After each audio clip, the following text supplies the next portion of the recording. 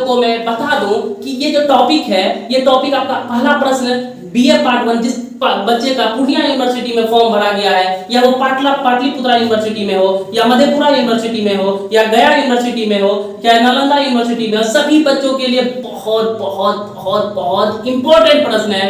कई बार अगर मेरे करियर की बात किया जाए तो ये प्रश्न हमको लगता है कि 2500 बार ये प्रश्न पूछा गया है। प्रश्न का नाम है हड़प्पा सभ्यता के नगर नियोजन की विवेचना करें। यानी हड़प्पा सभ्यता नगर नियोजन, मतलब हड़प्पा सभ्यता एक नगर था, कैसे ये प्रश्न पूछना चाह रहा। हड़प्पा सभ्यता के नगर नियोजन की क्या करना, विवेचना करना है, बताना है डिस्क्रिप्टिव में। यानी लॉन्ग प्रश्न जब भी विवेचना की बात आए तो समझ जाइए कि इसको हमको पूरी मतलब इसको जो क्या करना, बड़े लेवल में लिखना है, पूरा डिस्कशन करके लिखना है, पूरा हमको क्या करना है, इसके विषय में संपूर्ण जानकारी देना है ना। तो कहने का सेंस यह है, हड़प्पा सभ्यता का आप किस प्रकार डिफाइन करेंगे, ये नगरीय सभ्यता तो खाली लिख देंगे?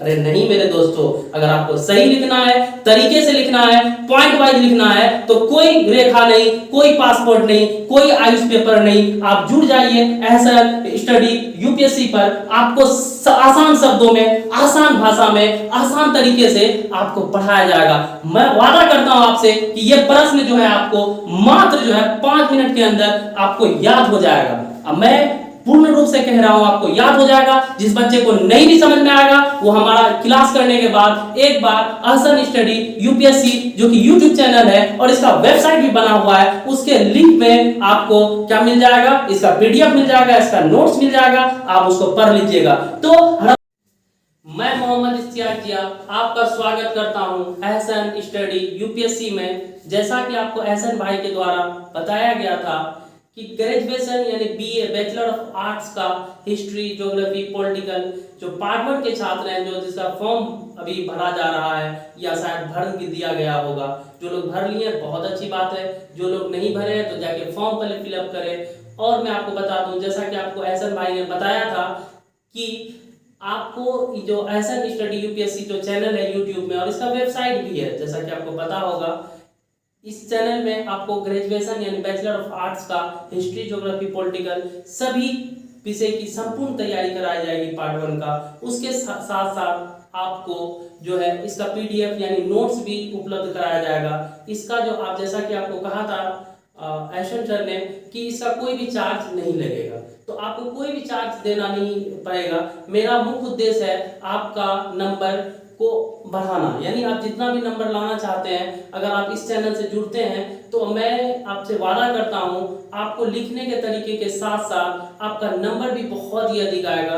ग्रेजुएशन एक ऐसा पेपर है जिसमें हमको लिखना बहुत ज्यादा पड़ता है, तो आज मेरे साथ आप जुड़ जाइए, है ना। तो आप अगर मेरे साथ जुड़ते हैं तो इंशाअल्लाह मेरी वादा है आपसे कि आप बहुत ही बेहतर करेंगे ग्रेजुएशन के एग्जाम में। आपको कुल प्रश्न हम जो मेरा टॉपिक है वो प्राचीन, जैसा कि आपको पता है पार्ट 1 के इतिहास में इतिहास को 2 भागों में बांटा गया है, एक प्राचीन भारत का इतिहास, एक इंग्लैंड का इतिहास। और प्राचीन भारत के इतिहास में कुल प्रश्नों की संख्या यानी 10 कराई जाएगी आपको। इसी 10 प्रश्न में 5 प्रश्न पूछ दिया जाएगा। अगर आप 10 प्रश्न हमारा कर लेते हैं, ये 10 प्रश्न में भी मैं आपको सजेस्ट कर दूंगा कौन सा प्रश्न बार बार पूछा गया है, या कौन सा प्रश्न पूर्णिया यूनिवर्सिटी या मधेपुरा यूनिवर्सिटी या पाटलिपुत्रा यूनिवर्सिटी कौन कौन प्रश्न को ज्यादा बार पूछी है। अगर आप पार्ट 1 के छात्र हैं तो जुड़ जाइए अहसन स्टडी यूपीएससी पर और तैयारी कीजिए फ्री में। ऐसी संस्था आपको नहीं मिलेगी। मैं मोहम्मद इश्तियाक जिया हूं, मेरा ऑफलाइन कोचिंग भी है रहमान चौक पर जो पूर्णिया में सिचुएटेड है। अगर आप ऑफलाइन भी पढ़ना चाहते हैं तो आ सकते हैं। तो आप बिना देरी किए करते हुए मैं आपको लेके चलता हूं इतिहास की दुनिया में, इतिहास के पन्नों में, और प्राचीन भारत के इतिहास के बारे में जानकारी प्राप्त करता हूं। जैसा कि आज मेरा पहला टॉपिक है ना, जो पहला प्रश्न है, 10 प्रश्न कराया जाएगा। जो पहला प्रश्न है, हड़प्पा सभ्यता के नगर नियोजन की विवेचना करें। मतलब हड़प्पा सभ्यता के बारे में आपको बताया जाएगा, इसके नगर नियोजन के बारे में बताया जाएगा। यानी हड़प्पा सभ्यता, ये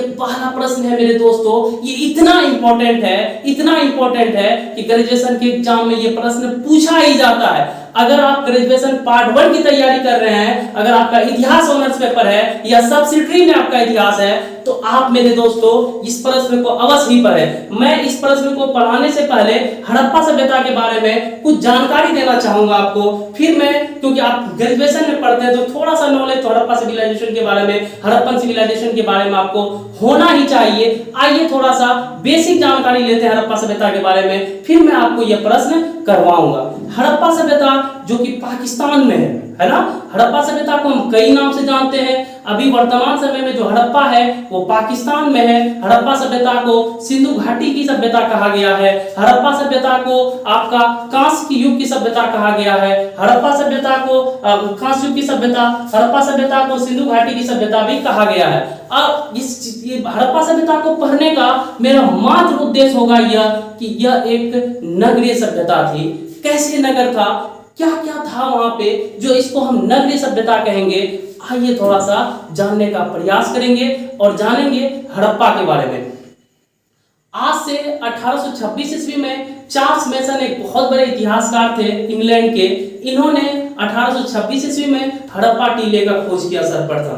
हड़प्पा टीले का खोज हुआ। चार्ल्स मेसन एक बहुत बड़े इतिहासकार थे, वो इंग्लैंड के थे। उस समय हमारा देश गुलाम था, तो वो कई सालों से हड़प्पा सभ्यता पर रिसर्च कर रहे थे कि उन्होंने सुन रखा था बाइबिल नामक पुस्तक पर जो है ना एक वर्ड है हड़प्पन सिविलाइजेशन, वो उसको पढ़ा था और हड़प्पा सभ्यता की खोज में निकल पड़ा। कभी वो बेबीलोन की सभ्यता में खनन करवाया, तो कभी वो कीट की सभ्यता में खनन करवाया, कभी वो चीन में खनन करवाया। खनन मतलब होता है खुदाई। कभी वो चीन में खनन करवाया, तो कभी वो अमेरिका में खनन कराया। कहा जाता है अपना जीवन का अधिकतर हिस्सा इन्होंने हड़प्पा सभ्यता की खोज पर लगा दी, लेकिन इनको सफलता नहीं मिल पाया। आखिरकार वो भारत आए, भारत में हड़प्पा टीले का खोज किया, लेकिन इसको उतना जानकारी नहीं मिल पाया कि यही हड़प्पा सभ्यता है जिसकी हम खोज कर रहे हैं।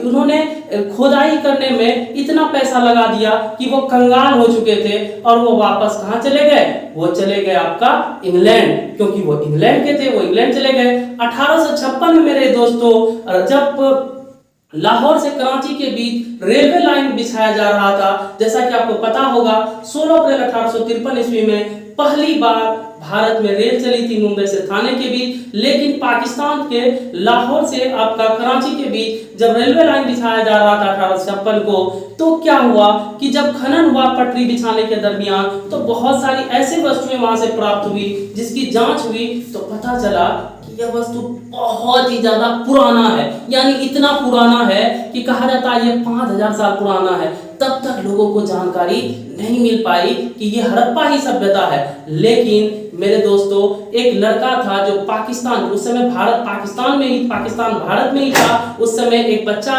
मतलब पैदा हुआ जिसका नाम था राय बहादुर दयाराम साहनी। ये आपका जेएनयू के छात्र थे। इन्होंने क्या किया, हड़प्पा सभ्यता की खोज, ये जो है आपका चार्ल्स मेसन के द्वारा लिखी गई पुस्तक से प्रभावित होकर हड़प्पा सभ्यता के बारे में जानकारी प्राप्त की। इसलिए उन्होंने क्या किया कि हड़प्पा सभ्यता की खोज पर लग गए और 1921 ईस्वी में उन्होंने क्या किया, जिस सभ्यता की खोज सदियों से हो रही थी, उन्होंने क्या किया 1921 ईस्वी में हड़प्पा सभ्यता की खोज कर दी। उसके बाद कई शहर आए, मोहनजोदड़ो, कालीबंगा, लोथल, चनहुदरो, कई शहर आए। अब तक हड़प्पा सभ्यता में 338 स्थल को खोजे जा चुके हैं। हड़प्पा सभ्यता का कुल क्षेत्रफल 12,99,600 वर्ग किलोमीटर था। आइए इसी के विषय में हम जानते हैं। हड़प्पा सभ्यता को हड़प्पा सभ्यता, सिंधु घाटी सभ्यता, कांस्य युग की सभ्यता भी कहा गया है ना। इस सभ्यता कार्बन 14 विधि के द्वारा इस सभ्यता का काल 2500 से लेकर 1720 तक रखा गया था। यानी आज से 5000 साल पहले जो सभ्यता हम देख रहे हैं, जो हड़प्पा सभ्यता हम पढ़ने वाले हैं, जो सिंधु घाटी सभ्यता हम पढ़ने वाले हैं, यह सभ्यता आज से 5000 साल पहले फली फूली थी। यह सभ्यता आज से 5000 साल पहले जीवित थी। तो मेरे दोस्तों जब यह सभ्यता इतना ज्यादा डेवलप था, यह सभ्यता बहुत ही ज्यादा डेवलप था। यहाँ की सड़कें पक्की ईंटों की बनी हुई थी, यहाँ नाले बने हुए थे, यहाँ के लोग, यहाँ के बाजार, यहाँ का जो व्यापार था, यहाँ के लोग कृषि करते थे, व्यापार करते थे, यहाँ चोरी नहीं हुआ करता था। जब इतना डेवलप सभ्यता था तो इस सभ्यता का पतन कैसे हो गया, ये सभ्यता खत्म कैसे हो गया, तो इसी बात की जानकारी मैं आपको दूंगा। अगर आप एक अच्छे टीचर, एक अच्छे इतिहासकार से अगर हड़प्पा सभ्यता के बारे में पढ़ेंगे तो आपको सही जानकारी मिल पाएगी। मेरा उद्देश्य आपको ग्रेजुएशन में पढ़ाना नहीं है, 10 प्रश्न को नहीं पढ़ाना है, मेरा उद्देश्य आपको है हड़प्पा सभ्यता को फील कराना, हड़प्पा सभ्यता के बारे में आपको बताना कि इतनी बड़ी सभ्यता आखिर क्यों लुप्त हो गई। आइए हम जानते हैं कि इतनी बड़ी सभ्यता कैसे लुप्त हो गई। जब इतनी बड़ी सभ्यता थी तो इसका खोज होने में इतना समय लगा, और सबसे बड़ी बात यह है मेरे दोस्तों कि यह सभ्यता मेरे भारत में था। आज से 5000 साल पहले यह सभ्यता फली और फूली थी। यह सभ्यता कहाँ पे था, आइए हम जानते हैं। इस सभ्यता यह सभ्यता जो था आपका, अगर भारत की बात की यह सभ्यता अधिकतर ये जो था, इस सभ्यता के उत्तर में मांदा था। मांदा यानी मांदा जो जगह है वो कश्मीर में है वर्तमान समय में। उसके बाद यह सभ्यता का दक्षिण में आपका दाइमाबाद था। दाइमाबाद अभी वर्तमान समय महाराष्ट्र में है। यह सभ्यता के पश्चिम में सुतकांगेडोर था, जो आपका ये सुतकांगेडोर अभी पाकिस्तान में है, बलूचिस्तान में स्थित है। और पूरब में आलमगीरपुर था, यह आलमगीरपुर उत्तर प्रदेश नामक स्थान पर स्थित है। यह हड़प्पा सभ्यता की चौहदी थी। तो इतनी बातें आपको, अगर आपको हड़प्पा सभ्यता के विषय में और भी जानकारी चाहिए तो मैं कंपटीशन क्लास लेकर भी आऊंगा। और हड़प्पा सभ्यता के बारे में, हड़प्पा की खोज कब हुई, मोहनजोदड़ो की खोज कब हुई, चरमुद्रो की खोज कब हुई, लोथल की खोज कब हुई, सुतकांगेडोर की खोज कब हुई, कालीबंगा की खोज कब हुई, सभी के विषय में यहाँ से क्या किसने कब की क्या खोज किया, इस विषय में जानकारी देंगे। क्योंकि यह विषय हमको, ये जो बनाया जा रहा वीडियो, यह ग्रेजुएशन के बच्चों के लिए बनाया जा रहा, वहाँ ऑब्जेक्टिव एग्जाम नहीं, वहाँ सब्जेक्टिव होगा। इसीलिए बिना देरी करते हुए मैं आपको लेके चलता हूँ ग्रेजुएशन में, क्योंकि हमको ऑब्जेक्टिव प्रश्न नहीं कराना है, कंपटीशन की तैयारी भी नहीं करानी है। बस सिर्फ ये बताना था कि हड़प्पा सभ्यता को कैसे खोजा गया, इसका इतिहास क्या है, इस विषय में बताया गया।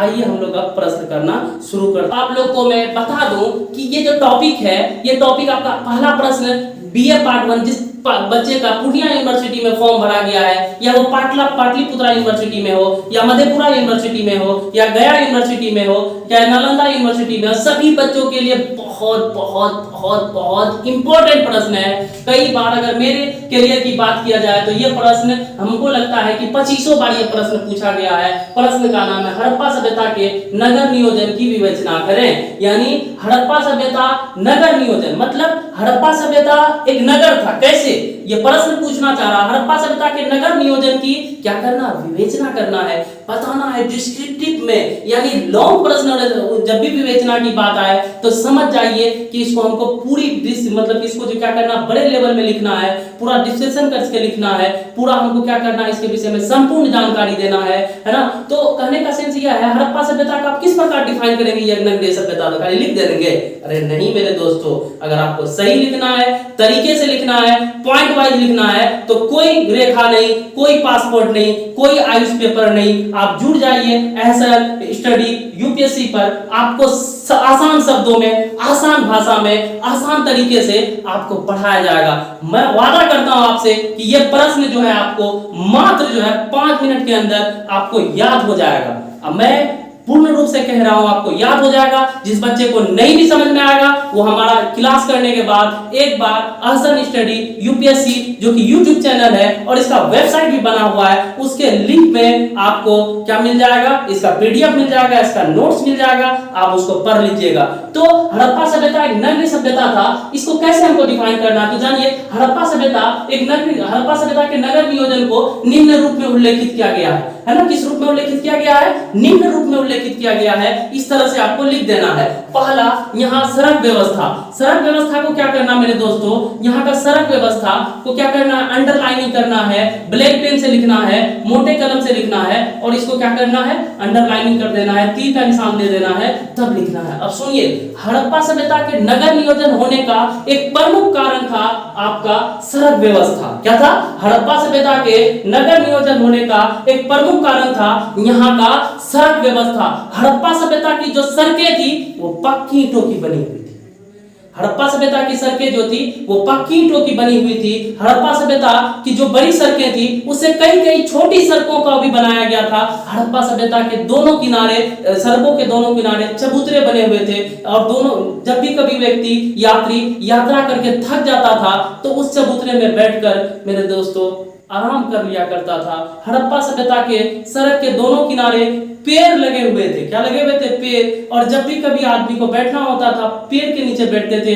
हड़प्पा सभ्यता का जो सड़क था वो बहुत ही ज्यादा चौड़ा हुआ करता था। हड़प्पा सभ्यता के सड़क एक दूसरे को समकोण में काटता था, यानी 90 डिग्री में काटता था। हड़प्पा सभ्यता के सड़क के दोनों किनारे नाले बनाए गए थे। नाले मेरे दोस्तों इस तरह से बनाए गए थे, इस तरह से बनाए गए थे, इस तरह से बनाए गए थे, जब भी कभी हड़प्पा सभ्यता में बारिश होती थी तो नाले के द्वारा पानी शहर से बाहर निकल जाता। आज के शहर के तरह नहीं। आज से देखिए 5000 साल पहले जो सड़क से मतलब सड़क बनाया गया था, इस तरह से नाला बनाया गया था कि पानी सड़क से बाहर निकल जाता। आज का इंजीनियर सबको देखिए ऐसा सड़क बनाया हरामखोर सर कि पानी क्या करता है, अगर पानी बरसात हुआ कि गाड़ी में ला जाके फंस जाता है कि नहीं है। कैसी सड़क बनाया। हड़प्पा सभ्यता से सीखना चाहिए उन लोगों को, यहाँ के गवर्नमेंट को सीखना चाहिए। आज से 5000 साल पहले वो आदमी अगर इतना डेवलप था तो आज से 5000 साल पहले उसके पास उतना तकनीक भी नहीं था, है ना, उतने तरीके भी नहीं थे, लेकिन फिर भी हमसे अच्छा नारा वो बनाया था। उससे हमको शर्म करना चाहिए। यहाँ के गवर्नमेंट को, यहाँ के लोगों को उससे क्या करना चाहिए? शर्म करना चाहिए और उसी प्रकार का नारा बनाना चाहिए ताकि आने वाले यात्री को जाने आने की समस्या नहीं हो। वहां का जो नाला था वो पक्की ईंटों का बनाया गया। वहां का जो सड़कें था वो नाला जो है वो पक्की ईंटों का बनाया गया था ताकि जब भी बारिश होती थी पानी शहर से बाहर निकल जाता था और वो पानी सड़क में पानी नहीं लगता था। इस प्रकार वहां के सड़क को देखकर हम कह सकते हैं कि हड़प्पा सभ्यता नगरीय सभ्यता था, क्योंकि आज की जो शहरें होती है वो शहर भी पक्की ईंटों के बनाए जाते हैं और उसके दोनों तरफ नाले होते हैं। कुछ बड़ी सड़कें होती है, कुछ छोटी सड़कें होती है। इनको देखकर हम कह सकते हैं यहाँ की हड़प्पा सभ्यता के सड़क व्यवस्था को देखकर कहा जा सकता है कि हड़प्पा सभ्यता एक नगरीय सभ्यता है कि नहीं है। तो एक बार फिर से मैं आपको डिफाइन करता हूं हड़प्पा सभ्यता के नगरीय सभ्यता के बारे में। हड़प्पा सभ्यता के नगर होने का, शहर होने का एक प्रमुख कारण है यहाँ का सड़क व्यवस्था। हड़प्पा सभ्यता का सड़क जो था वो पक्की ईंटों का बना हुआ था। हड़प्पा सभ्यता के सड़क के दोनों किनारे नाले बने हुए थे। जब भी कभी हड़प्पा सभ्यता में बारिश होती थी तो हड़प्पा सभ्यता में नाले के द्वारा पानी बाहर निकल जाता था। हड़प्पा सभ्यता के सड़क के दोनों किनारे पेड़ पौधे लगे हुए थे और जिसके कारण यहाँ की सड़कें सुंदर दिखाई पड़ती थी, आकर्षक दिखाई पड़ती थी। हड़प्पा सभ्यता के सड़क के दोनों किनारे चबूतरे भी बनाए गए थे। जब भी कभी यात्री चबूतरा में यात्रा करके थक जाता था तो उस चबूतरे में बैठकर वो यात्री आराम कर लिया करता था। हड़प्पा सभ्यता की सड़कें पक्की ईंटों की बनाई। हड़प्पा सभ्यता की सड़कें जो है समकोण में करती थी। समकोण का मतलब यह हुआ मेरे दोस्तों, एक सड़क दूसरी सड़क को 90 डिग्री में काटती थी, समकोण में काटती थी और कई मतलब कि आपका वहां पे हड़प्पा सभ्यता की बड़ी सड़कों से कई छोटी सड़कों का निर्माण भी किया गया था। इस प्रकार यहाँ के सड़क को हम देखकर कह सकते हैं हड़प्पा सभ्यता एक नगरीय सभ्यता है, क्योंकि वर्तमान समय की जो शहरें होती है वो हमें हड़प्पा सभ्यता की याद दिलाती है। इस प्रकार हम कह सकते हैं हड़प्पा सभ्यता एक नगरीय सभ्यता। लेकिन मेरे दोस्तों इसको कैसे लिखना है? लिखेगा तो सब कोई, लेकिन आपका लिखने का तरीका औरों से अलग होना चाहिए। आप पहले सड़क व्यवस्था को लिख लेंगे, इसको अंडरलाइनिंग कर लेंगे, तब जाके आप क्या करेंगे, जो बातें हम बताए हैं वो लिखिएगा। यानी मेरा टू कॉपी नहीं लिखना है आपको समझना है कि हड़प्पा सभ्यता जो बातें हम बोले उस बातों को आपको समझ के अपने तरीके से लिखना है। वहां एग्जामिनर नहीं कहेगा कि रेखा के शब्दों में उत्तर दीजिए, वहां एग्जामिनर नहीं कहेगा आपको आयुष के शब्दों में, आयुष गेस पेपर के शब्दों में उत्तर दीजिए, वहां का एग्जामिनर नहीं कहेगा कि इश्तियाक जिया शब्द के शब्दों में उत्तर दीजिए। वहां का जो प्रश्न पत्र आएगा आपके सामने मेरे दोस्तों, वहां पे लिखा जाएगा कि परीक्षार्थी अपने शब्दों में उत्तर दें, परीक्षार्थी अपने शब्दों में उत्तर दें मेरे दोस्तों, ये लिखा हुआ आएगा। तो पहले आप क्या करना है, आपको सड़क व्यवस्था को लिख देना है, अंडरलाइनिंग कर देना है, ब्लैक पेन से लिखना है। उसके बाद जो हम बताएं आपको हड़प्पा सभ्यता के नगर होने का एक प्रमुख कारण था यहाँ की सड़क व्यवस्था। हड़प्पा सभ्यता की सड़क पक्की ईंटों की बनाई गई थी। हड़प्पा सभ्यता के जो सड़कें थे उसके दोनों किनारे नाले बनाए गए थे। दोनों किनारे नाले बनाए गए थे। नाला इस प्रकार बना हुआ था कि पानी क्या होता था, नाले के द्वारा शहर से बाहर निकल जाया करता था। उसके बाद आपका हड़प्पा सभ्यता के सड़क के दोनों किनारे पेड़ पौधे लगे हुए थे, जिससे यहाँ की सड़कें आकर्षक और सुंदर दिखाई देती थी। हड़प्पा सभ्यता के दोनों के मतलब कि हड़प्पा सभ्यता के सड़क के दोनों किनारे आपका चबूतरा बना हुआ था। जब जिस तरह से भी पार्क में बना होता है, चबूतरे बने हुए थे। जब भी कोई व्यक्ति यात्रा करके थक जाता था, उस चबूतरे में बैठकर आराम कर लिया करता था। हड़प्पा सभ्यता के सड़क एक दूसरे को समकोण में काटता था, 90 डिग्री में काटता था। हड़प्पा सभ्यता की सड़कों से, बड़ी सड़कों से कई छोटी सड़कों का भी निर्माण किया गया था। इस प्रकार हम अभी जो वर्तमान समय की शहरें होती है, बिल्कुल हड़प्पा सभ्यता की याद दिलाती है। इन सभी चीजों को देखकर हम कह सकते हैं कि हड़प्पा सभ्यता एक नगरीय सभ्यता था। अब दूसरा पॉइंट है आपका दूसरा पॉइंट है स्नानागार। क्या पॉइंट है? स्नानागार। यानी मेरे दोस्तों, दूसरा पॉइंट को भी क्या करना है, आपको ब्लैक पेन से स्नानागार क्या करना है, लिख देना। याद रखना, ब्लैक पेन, रेड पेन नहीं, ब्लू पेन नहीं, ब्लैक पेन से इश्तियाक सर की बात मानना, ब्लैक पेन से लिखना। और नंबर मेरा बेटे पूरा आएगा आपको अगर ब्लैक पेन से आप लिखते हैं। एक एक्सपीरियंस टीचर का कहना मानिए, स्नानागार को आपको क्या करना, ब्लैक पेन से लिखना है, अंडरलाइनिंग करना है। आपका एग्जाम में आपका जो है क्या देखा जाएगा, आपका एग्जाम में आपका जो है पॉइंट ही देखा जाएगा। आपका पॉइंट किस प्रकार आप लिखते हैं और उसे लिखने का तरीका आपका बेहतर है कि नहीं है, यही एग्जामिनर देखता है। अगर आप और से बेहतर लिखते हैं, एग्जामिनर खुश हो जाएगा और बेटा झोला भर के नंबर देगा। कितना भर के? झोला भर के नंबर देगा अगर सही से लिखते हो तो। स्नानागार लिख के अंडरलाइनिंग करेंगे और तीर का निशान देंगे, लिखेंगे हड़प्पा सभ्यता का नगर होने का एक प्रमुख कारण था स्नानागार। स्नानागार का मतलब स्नानागार, स्नान मतलब नहाने वाला, नहाना, अगार मतलब नहाने वाला, स्नानागार। तो हड़प्पा सभ्यता के नगर होने का एक प्रमुख कारण था स्नानागार। हड़प्पा सभ्यता का जो स्नानागार था वो पक्की ईंटों का बना हुआ था। हड़प्पा सभ्यता में मोहनजोदड़ो से एक बड़ा चौड़ा स्नानागार मिला है। यह स्नानागार इस प्रकार बनाया गया था कि इस स्नानागार में उतरने के लिए सीढ़ियां बनी हुई थी। इस स्नानागार की लंबाई जो थी आपका 11.88 मीटर यह स्नानागार लंबा था, 7.01 मीटर यह स्नानागार चौड़ा था और 2.43 मीटर यह स्नानागार गहरा था। वर्तमान समय में जो शहर होती है वहाँ टब बनाया जाता है, अंग्रेज टब बनाते हैं। लेकिन अंग्रेज याद रखना, तुमसे पहले जो मेरे हड़प्पा सभ्यता में से 5000 साल पहले लोग जो है ना स्नानागार में नहाते थे। और वो स्नानागार जो है आपका किस तरह का बनाया हुआ था, वहाँ को वो इस तरह से बनाया गया था कि डेली मतलब इतना बड़ा था वो स्नानागार कि कई आदमी जो है एक साथ नहाया करता था। उसमें हमेशा पानी को क्या किया जाता, जो खराब पानी हो जाता था उसको बदलकर हमेशा नया पानी दिया जाता था। इस प्रकार यहाँ के स्नानागार को देखकर हम कह सकते हैं हड़प्पा सभ्यता एक नगरीय सभ्यता था। एक बार में आपको समझ में नहीं आया तो दो बार डिफाइन करते हैं। इसको ब्लैक पेन से लिखना है। अब जान लीजिए कि यहाँ पे हम सिर्फ आपको बताएंगे, पॉइंट बताएंगे मेरे दोस्तों। आपको जो इसका लिखा हुआ जो चीज मिलेगा वो कहाँ मिलेगा आपको, ये मिलेगा आपको हमारे डिस्क्रिप्शन बॉक्स में। एहसन स्टडी यूपीएससी में आप डिस्क्रिप्शन बॉक्स में जाइएगा या इसका जो वेबसाइट भी बना हुआ है वहाँ आपको डिफाइन करके भी मिल जाएगा। लेकिन यहाँ आपको ऑनलाइन क्लासेस में समझना है, वीडियो में समझना है और नोट्स आप हमारे है ना वेबसाइट से ले लीजिए या इस वीडियो का डिस्कशन बॉक्स पे ले लीजिए। आपको नोट्स भी मिल जाएगा, आपकी तैयारी भी हो जाएगी। आपके 10 प्रश्नों का जो हम सीरीज लेके आए हैं, जो यही प्रश्न पूछा जाएगा, आपकी बिल्कुल तैयारी हो जाएगी। अगर आप हिस्ट्री के छात्र हैं तो मूर्ख मत बनो, एहसन यूपीएससी सेंटर में एहसन स्टडी यूपीएससी में ज्वाइनिंग कर लो और बेटा सब्सक्राइब भी कर देना, क्योंकि फ्री में तो एक बटन ही तो दबाना है, कुछ ज्यादा चीज थोड़ी करना। अगर ये वीडियो तुमको अच्छा लग रहा है तो एक बटन दबा दो, रेड कलर का बटन होगा तुम्हारे नीचे में, दबा दो मेरे दोस्तों। क्या कर रहे हो यार, इतना वीडियो इतना ज्यादा ये कर रहे हैं, थोड़ा सा तो बोल रहे हैं बटन ही दबाने के लिए, दबा देना। अगर तुम हमारा सपोर्ट करते हो तो हम तुम्हारा सपोर्ट करेंगे। हम साथ साथ हैं, हम भारतीय हैं।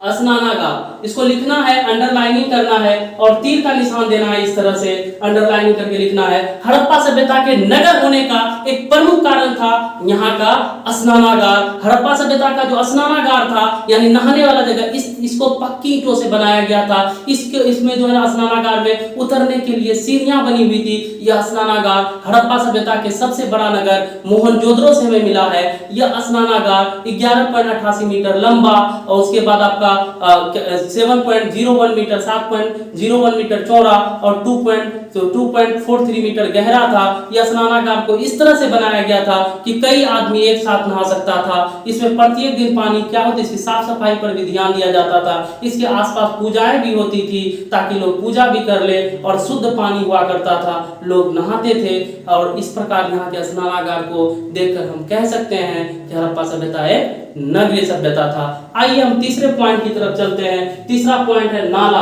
क्या है? नाला। आइए नाला को डिफाइन, हमको आई होप कि हमको वादा है, लगता है कि आपको स्नानागार के विषय में अगर बोलने के लिए दे, लिखने के लिए दे तो आप इसको डिफाइन कर लेंगे। तीसरा पॉइंट है आपका नाला।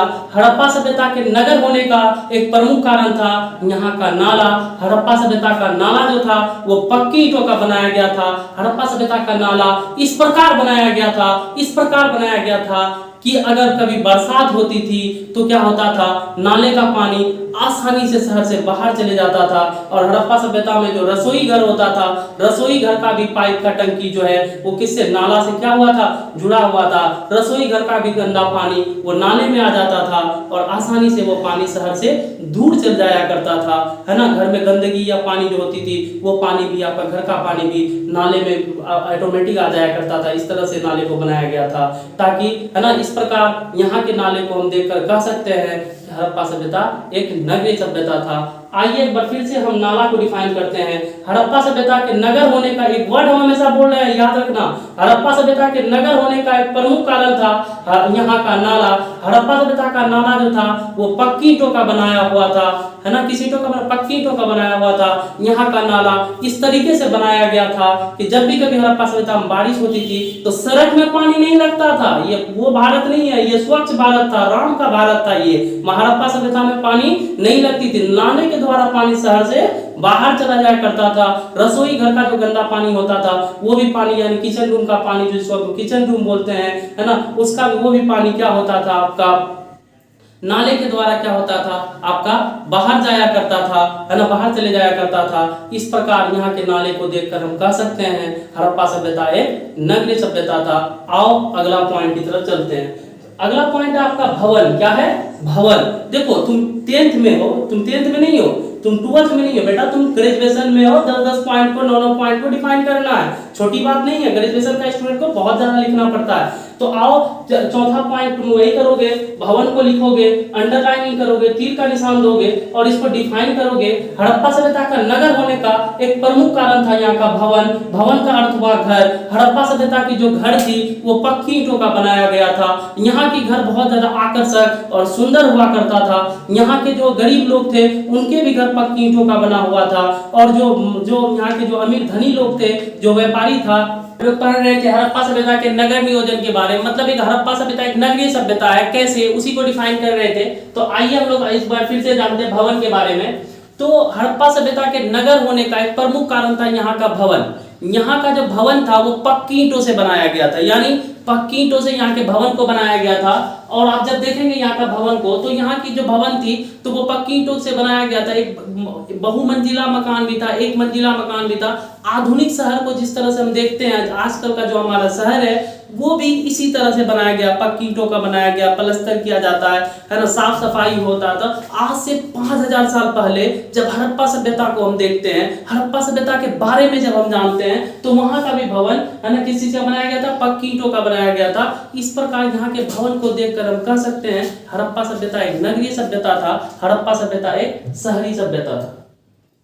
तो भवन को आप लोग समझ ही गए होंगे। अब हम लोग जानते हैं ईंट के बारे में डिफाइन करते हैं। हड़प्पा सभ्यता के नगर होने का एक प्रमुख कारण था यहाँ की ईंटें। कहा जाता है हड़प्पा सभ्यता से इतनी ईंटें प्राप्त हुई, सिंधु घाटी सभ्यता से इतनी ईंटें प्राप्त हुई, इतनी ईंटें प्राप्त हुई कि पूरा पाकिस्तान का घर भी अगर पक्की ईंटों का बना दिया जाए तो भी यहाँ की जो जितनी संख्या में ईंटें मिली है, तब पर भी ईंट क्या हो जाएगा, बच जाएगा। यहाँ की ईंटों को देखकर हम कह सकते हैं हड़प्पा सभ्यता जो कैसा सभ्यता था, एक नगरीय सभ्यता था। आइए एक बार फिर से ईंट को डिफाइन करते हैं। हड़प्पा सभ्यता का नगर होने का एक प्रमुख कारण ईंट के हड़प्पा सभ्यता के नगर होने का एक प्रमुख कारण था ईंट। यहाँ की जो ईंटें थी, बड़ी संख्या में हड़प्पा सभ्यता से ईंटें प्राप्त हुई है। अगर हम इस ईंट को देखते हैं तो ये बड़ी संख्या में ईंट, और ये ईंट पके हुए थे, और यहाँ पे इतनी सारी ईंटें प्राप्त हुई। अगर पूरे पाकिस्तान के घर को पक्की ईंटों का बना दिया जाए तो फिर भी आपका ईंट बच जाएगा। इस प्रकार यहाँ के ईंट को हम देख के कह सकते हैं कि हड़प्पा सभ्यता एक नगरीय सभ्यता था, हड़प्पा सभ्यता एक शहरी सभ्यता था। अगला पॉइंट आता है आपका स्वास्थ्य और सफाई।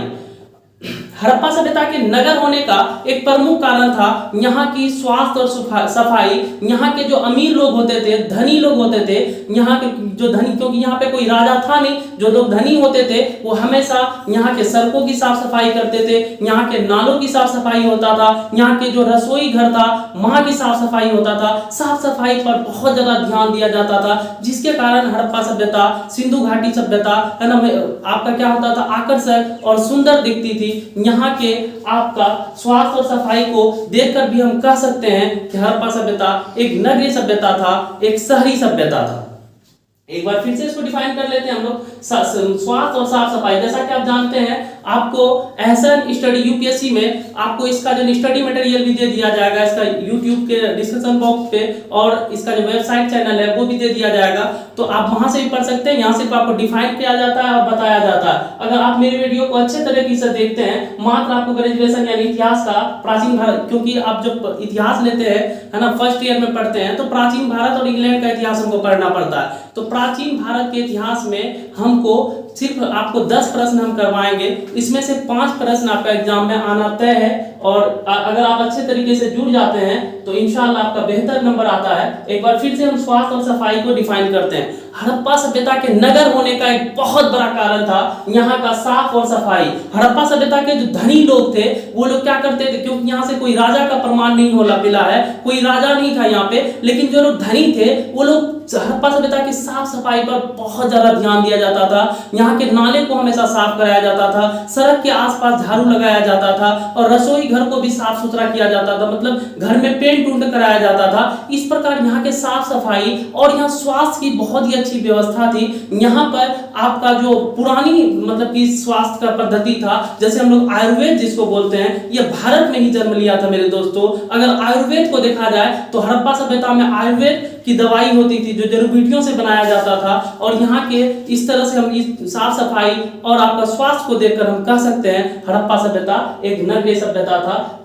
अगर इस तरह से आप लिख देते हैं, पॉइंट को आपको अच्छे तरीके से डील करना होगा। जैसे स्वास्थ्य और सफाई है, इसको हमें कोशिश यह करना होगा कि ब्लैक पेन से लिखें, अंडरलाइनिंग करें, उसके बाद तब आप लिखिए। जरूरी नहीं है आप मेरे शब्दों में लिखिए, वहां पे आपको साफ साफ क्वेश्चन में लिखा रहेगा, परीक्षार्थी अपने शब्दों में उत्तर दे, लेकिन पॉइंट को आपको अच्छे तरीके से समझना है और अपने तरीके से डील करना है कि नहीं है। तो आइए मेरे दोस्तों, अगला प्रश्न हम जानते हैं मजदूर का मोहल्ला। अब देखिए, हड़प्पा सभ्यता का नगर होने का एक बहुत बड़ा प्रमाण है मजदूर का मोहल्ला।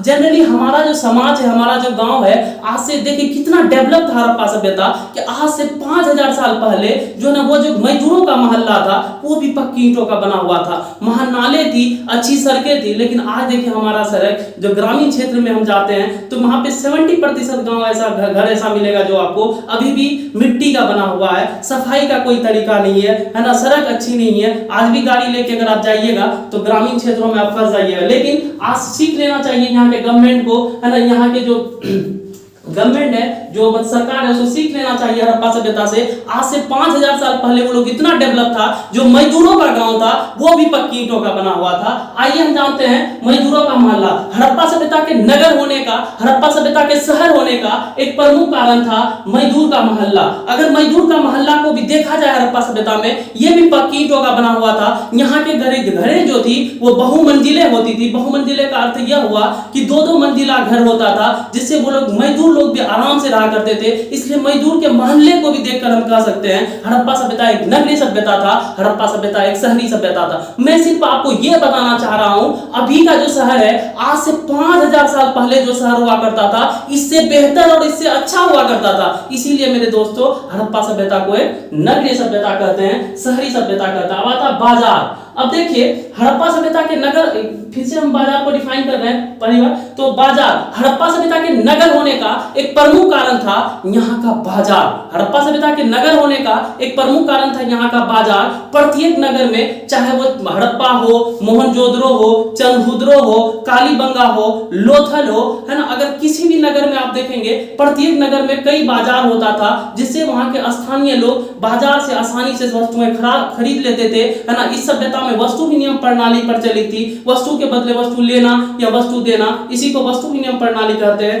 क्योंकि बाजार बड़े बड़े बाजार थे, इस बाजार का व्यापार जो है मेसोपोटामिया की सभ्यता, बेबीलोन की सभ्यता, कीट की सभ्यता, मिस्र की सभ्यता से यहाँ के लोग व्यापार करते थे। इसलिए यहाँ का बड़े बाजार को हम देखकर कह सकते हैं, बाजार जो होता था वो बड़े बाजार होते थे। विदेशी लोग भी यहाँ आकर क्या करते थे, है ना, व्यापार क्या करते थे। इस तरह से यहाँ के बाजार को हम देखकर कह सकते हैं हड़प्पा सभ्यता एक नगरीय सभ्यता था, हड़प्पा सभ्यता एक शहरी सभ्यता था। एक बार फिर से बाजार को हम डिफाइन करने वाले हैं, गौर से सुनिएगा। बाजार को आप जहां जो सुन रहे हैं सेम ऐसा नहीं कि जो हम बोल रहे हैं नोट्स में अलग होगा, नोट्स में सेम ऐसा ही रहेगा। अगर मेरी बातों को यहाँ आप गौर से सुनते हैं, सही से समझते हैं, तो इंशाअल्लाह आप अच्छे तरीके से डिफाइन कर पाएंगे क्वेश्चन को। और ग्रेजुएशन ये रटने का नाम नहीं है, कोई रटेगा क्वेश्चन, है ना। आपको रटना नहीं है, आपको समझना है, आपको स्किल डेवलप करना। क्योंकि कोई क्या होगा कि चीट पुर्जा भी लेके जाएगा। आप देखते होंगे ग्रेजुएशन का जब एग्जाम होता है तो लड़कियां सब, लड़के सब बहुत क्या करता है, पूरा रेखा गाइड लेके चले जाता है। मेरे दोस्त, आप दिमाग को अपना रेखा का गाइड बनाइए, है ना। आप क्या किया, आयुष का गाइड अपने दिमाग को बनाइए। जो देख के लिखेगा कसम खुदा की वो पूरा नहीं लिख पाएगा, ये बात आप जान लीजिए, है ना। देख से लिखने से टाइम भी स्पेंड होगा ज्यादा, अगर आप समझ लेते हैं। क्योंकि आर्ट्स में ग्रेजुएशन में आप मैट्रिक या 10th, ये इंटर या 10th में नहीं है, जिसकी वजह से क्या होगा, आप देख के चीटिंग करके लिख सकते हैं। ग्रेजुएशन में अगर चीटिंग भी करना, अगर देख के भी लिखना होगा तो आपका प्रश्न छूट जाएगा। लेकिन आप समझ जाते हैं और अपने तरीके से लयवार तरीके से लिखते हैं तो आपका प्रश्न नहीं छूटेगा, आपका एक अच्छा मार्क्स आएगा। आइए फिर से एक बार हम बाजार को डिफाइन करते हैं, गौर से सुनिएगा। हड़प्पा सभ्यता, बाजार को पहले ब्लैक पेन से लिखना है, अंडरलाइनिंग करना, बार-बार ये बात हमको बता रहे हैं क्योंकि एग्जामिनर क्या लिखा गया वो नहीं देखेगा, आपका पॉइंट को वो देखेगा। अगर पॉइंट जो है ना अच्छा रहेगा तो आपका नंबर भी अच्छा होगा। अगर मैं एग्जामिनर होता, अगर मैं आपका कॉपी चेक करता तो मैं लिखने का अलग मार्क्स देता, सजाने का अलग मार्क्स देता। मेरे दोस्त, लिखता सब कोई है, लेकिन आप बेहतर लिखिए, औरों से बेहतर लिखिए। आपको पूरे भारत के बच्चों से बेहतर नहीं लिखना, आपको जो पूरे बिहार के बच्चों से बेहतर लिखना है। यानी 15 लाख स्टूडेंट जो एग्जाम देगा ग्रेजुएशन का, उससे बेहतर लिखना है। हम कर सकते हैं ऐसा और हम टॉप भी कर सकते हैं अगर अच्छे तरीके से डिफाइन करके, अगर सुंदर तरीके से लिखा जाए तो एग्जामिनर खुश हो जाता है और झोला भर के नंबर देता है। तो एक बार फिर से बोल रहे हैं, बाजार को डिफाइन करना है, लिखना है। हड़प्पा सभ्यता के नगर होने का एक प्रमुख कारण था यहाँ का बाजार। हड़प्पा सभ्यता में कई नगरों की खुदाई हुई, अब तक 365 नगर खोजे जा चुके हैं, जिसमें इसके बड़े नगर मोहनजोदड़ो, कालीबंगा, लोथल, चंदहुदड़ो इत्यादि नगर है। यहाँ पर बड़े पैमाने बड़े बाजार होते थे, जिससे जब लोगों को कोई चीजों की आवश्यकता होती थी तो ये लोग बाजार में जाकर उस वस्तु को खरीद लिया करते थे। उस समय हड़प्पा सभ्यता में वस्तु विनिमय प्रणाली प्रचलन में थी, वस्तु के बदले वस्तु लेना या वस्तु देना वस्तु विनिमय प्रणाली कहलाता है। इस सभ्यता का व्यापार जो है बड़े बड़े देशों से हुआ करता था, बड़ी बड़ी सभ्यताओं से हुआ करता था। हड़प्पा सभ्यता, मेसोपोटामिया की सभ्यता, बेबीलोन की सभ्यता इत्यादि देशों से इनका क्या हुआ करता था, व्यापार हुआ करता था। इस प्रकार हम यहाँ के बाजार को देखकर कह सकते हैं हड़प्पा सभ्यता एक नगरीय सभ्यता था। अगला अंतिम ये है आपका पॉइंट, अन्नानागार। क्या है? अन्नानागार। हड़प्पा सभ्यता के नगर होने का एक प्रमुख कारण था यहाँ का अन्नानागार। अन्नानागार जो पॉइंट है आपका, ये हमको जानना बहुत जरूरी है। अन्नानागार का अर्थ होता है अनाज रखने की जगह। क्या होता है? अन्नानागार का अर्थ होता है अनाज रखने की जगह। हड़प्पा सभ्यता के नगर होने का एक प्रमुख कारण था यहाँ का अन्नानागार, हड़प्पा सभ्यता में जो अन्नानागार था, जो अनाज रखने की जगह थी, वो पक्की ईंटों से बनाया गया था और इस तरह से आकर्षक बनाई गई थी अन्नानागार को कि कई 100 कुंटल अनाज को उसमें रखा जा सकता था, सुरक्षित रखा जा सकता था, लंबे समय तक रखा जा सकता था। इस तरह से यहाँ के अन्नानागार को देखकर हम कह सकते हैं हड़प्पा सभ्यता एक नगरीय सभ्यता था। इतने अच्छे तरीके से आपको बताया जाता है मेरे दोस्तों। आप जब मोबाइल चला रहे होंगे, आपके नीचे में एक सब्सक्राइबर रेड कट का बटन दबाया होगा, उसको आप सब्सक्राइब कर दें। आपको बता दें, मैं मोहम्मद इश्तियाक जिया, मेरा एक कोचिंग है यहाँ पूर्णिया में, रहमान चौक के बगल में, असरवील पब्लिक स्कूल के बगल में, जिसका नाम competitive centre empire of arts है।